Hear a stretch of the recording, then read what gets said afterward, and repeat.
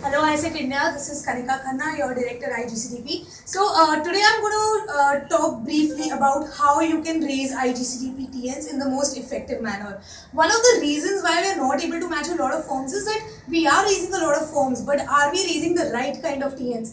And the right kind of TNs starts with how you go about with the whole process. So I'm just here to cover it briefly. So I've divided the whole raising process into three basic steps. Need and opportunity analysis, presentation and pitch, and CRM.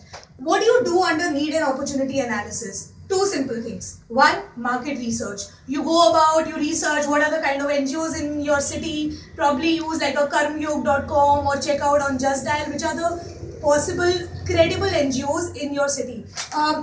You search them based on issues. What are the kind of different issues are they catering to? Most of the times you try and look up NGOs depending on the issues you want to cater to, right?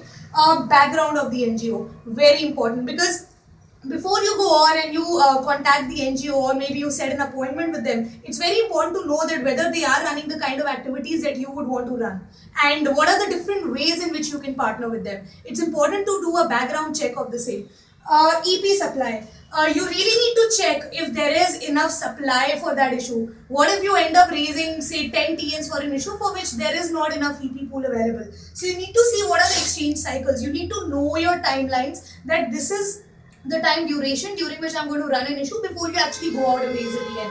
You need to check out the available EP pool. The next step, the most important step, the very, very defining step of raising the right kind of TNs is presentation and pitch. Yeah. So first, you go about with the proposal. Before you go for a meeting, you prepare your proposal. Now, one of the biggest mistakes that we do while making a proposal is that our proposals have only text or say a lot of pictures. And most of the times we don't take a lot of interest in creating the right kind of proposals. I know it's a lot of work or it might take up a lot of your time, but guys, it's a one-time investment. If you have one good proposal ready, you can keep updating it from time to time. You can work on it in synergy with your VPIMs who can help you design or use the right kind of platforms or the right kind of tools to make better or pretty looking proposals. Yeah.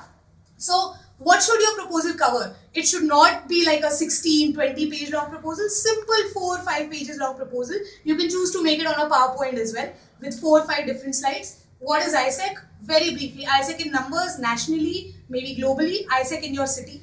Objectives and mission of the project or of the issue or the different issues that you are catering in your city.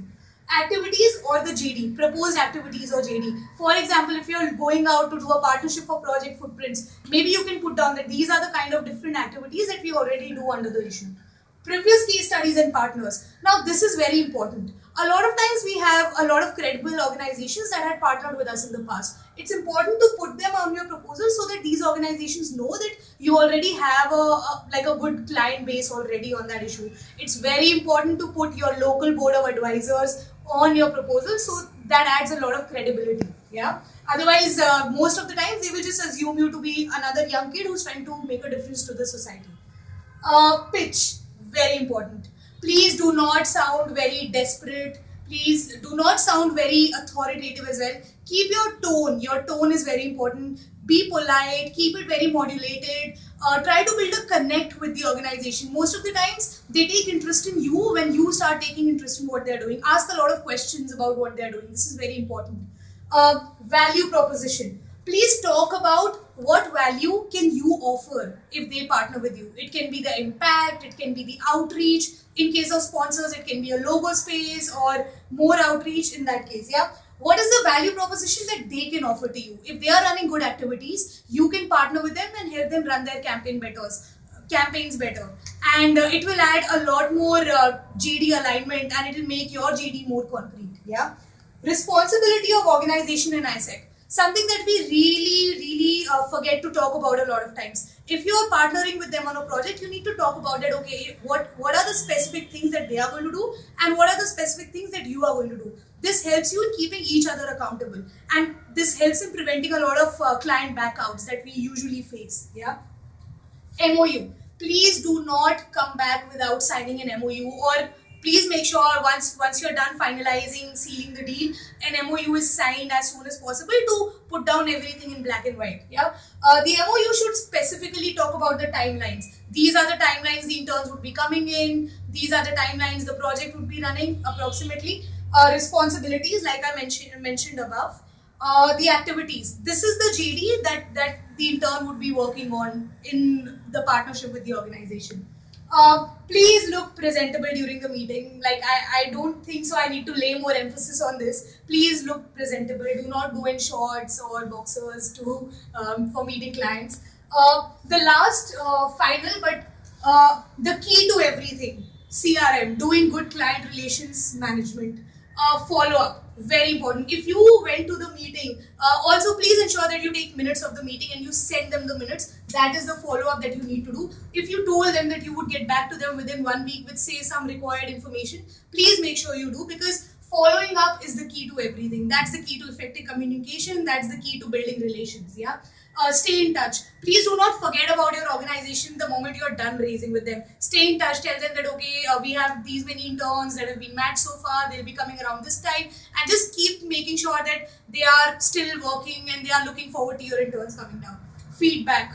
While the interns are working or after the interns are done with the internship, please take a feedback during and after delivery. It helps you in improving your services. It helps them also in improving their services, and it just keeps the whole relationship going. Very important, please adhere to timelines. If you told them that you would be sending something by this time or whatever timeline you've promised to them, please do this. Guys, 3 basic steps for raising IGCDP TNs in the right way. Let's make sure that we do not raise like about 5,000 TNs and deliver only 25% of them. Let's make sure that we improve our delivery rate, and it starts from here, raising the right kind of TNs. Thank you.